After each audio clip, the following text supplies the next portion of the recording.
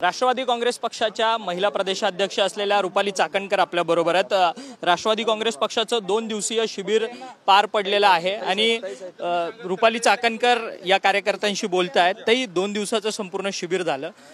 अनेक वक्त्यांनी मार्गदर्शन केलं, अनेकांनी पक्षाच्या उणिवा ज्या आहेत त्या समोर मांडलेल्या आहेत। यापुढे महिला प्रदेशाध्यक्ष म्हणून तुमची पादक्रांत कशी असणार?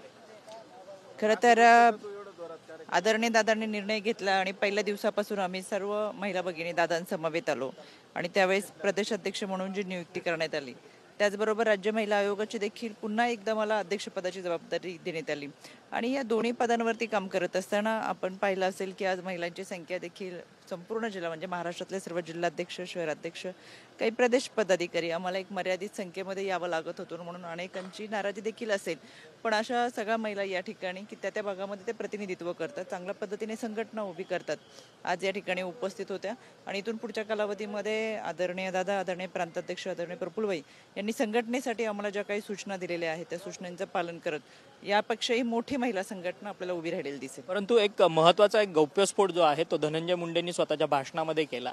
धनंजय मुंडेंनी एक गौप्यस्फोट केला की 2019ला ज्यावेळेस पहाटेचा शपथविधी झाला त्यावेळेस अजितदादांना पहाटेच्या शपथविधीमध्ये जाण्यास मी अडवलेलं होतं, तो एक षडयंत्राचा भाग होता आणि आत्ताचे जे प्रदेशाध्यक्ष आहेत सुनील तटकरे ते त्याचे साक्षीदार आहेत असं त्यांनी एक त्यांच्या भाषणात उल्लेख केला।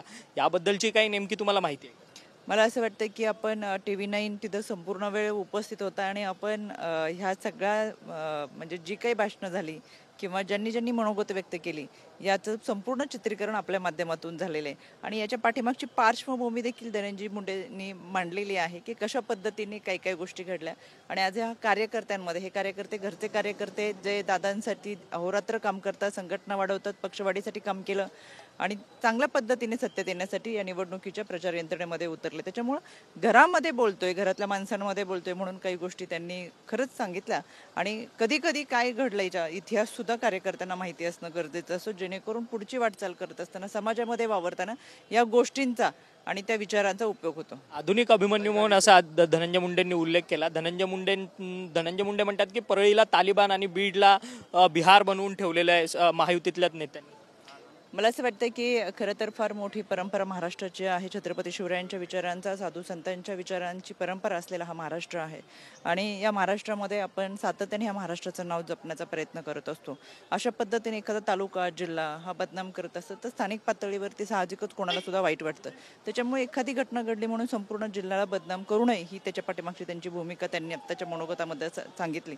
त्याच्यामुळे हे जे विचार आहे, एखादी घटना घडल्यानंतर त्या जिल्ह्याला बदनाम कशा करायचं अशी त्यांची मानसिकता होती, ती त्यांनी त्या माध्यमातून व्यक्त केली आणि शेवटी ज्या घटना घडले त्या पद्धतीने जे कोणी असतील याच्यामध्ये तर त्याच्यावरती कारवाई केलीच जाईल, पण त्या जिल्ह्याची, त्या तालुक्याची एक परंपरा आहे। 12 ज्योतिर्लिंगांपैकी 1 ज्योतिर्लिंग, हजारो भाविक, लाखो भाविक तिथं महाशिवरात्रीच्या निमित्ताने येतात आणि संपूर्ण महाराष्ट्रामध्ये वेगळी ओळख असलेला या गोष्टीमुळे त्यांची जर वेगळ्या पद्धतीने बदनामी केली जात असेल तर ते दुःख होतं, ते दुःख त्यांनी। शेवटचा प्रश्न, पुणे महानगरपालिकेच्या निवडणुका लागतील आता येत्या काळामध्ये, कारण की स्थानिक स्वराज्य संस्थेच्या निवडणुकात खडकवासल्यापासून आपण देखील इच्छुक होता महायुतीमधनं, परंतु महायुतीमध्ये ती भाजपला जागा सुटली।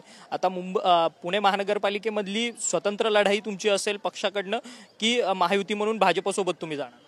आता आदरणीय प्रांताध्यक्ष, आदरणीय दादा, आदरणीय प्रफुल्लबाई यांनी सांगितलं की पक्ष पातळीवरती तिन्ही पक्ष एकत्रित येऊन निर्णय घेतील, कारण की लोकसभेला आम्ही एकत्रित लढलो, विधानसभेला एकत्रित लढलो आणि महायुतीमध्ये अतिशय चांगल्या पद्धतीचं सामंजस्याचं वातावरण तिन्ही पक्षामध्ये आहेत। त्याच्यामुळे पक्षश्रेष्ठी ज्या पद्धतीच्या सूचना करते त्या पद्धतीचं काम कार्यकर्ते खाली करतात। धन्यवाद ताई, तुम्ही आमच्याशी बातचीत केली। ते महिला आयोगाच्या अध्यक्ष आणि राष्ट्रवादी काँग्रेस पक्षाच्या महिला प्रदेशाध्यक्ष रुपाली चाकणकर यांनी आपल्याशी बातचीत केली। त्या म्हणाल्या की एखाद्या जिल्ह्याला, एखाद्या तालुक्याला विनाकारण जर बदनाम त्या तालुक्याची, जिल्ह्याची बदनामी होत असेल तर तिथचा नेता जो आहे तो स्पष्टपणे बोलतो। त्याच पद्धतीचं वक्तव्य आजच्या शिबिरामध्ये धनंजय मुंडे यांनी व्यक्त केलेलं आहे। त्यांचं मत जे आहे ते त्यांनी आपल्याच कार्यकर्त्यांसमोर, नेत्यांसमोर व्यक्त केलंय। असं जे मत आहे ते रुपाली चाकणकर यांनी आपल्याशी बोलताना केलं। व्हिडिओ जर्नलिस्ट खंडू कसबेसह अक्षय मंकणी, TV9 मराठी, शिर्डी।